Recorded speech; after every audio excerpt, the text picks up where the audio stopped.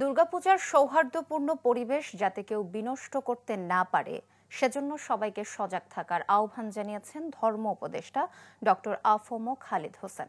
সকালে চট্টগ্রাম নগরীর গোলপাহাড় মহাশ্মশান ও মন্দির পরিদর্শন করতে এসে এসব কথা বলেন তিনি।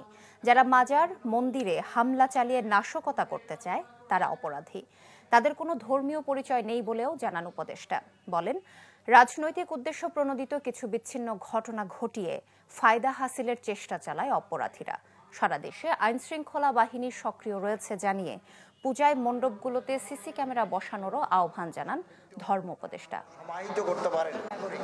এই দুর্গাপূজা নিয়ে আমরা সার্বিক প্রস্তুতি আমরা গ্রহণ করেছি, নিরাপত্তার ব্যবস্থা আমরা নিশ্চিত করেছি, স্বরাষ্ট্র মন্ত্রণালয়ের সাথে আমরা বৈঠক করেছি।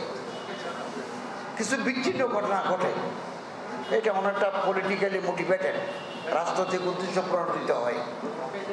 মাজারেও হামলা চালায়, মন্দিরেও তারা অপবিত্র করার চেষ্টা চালায়।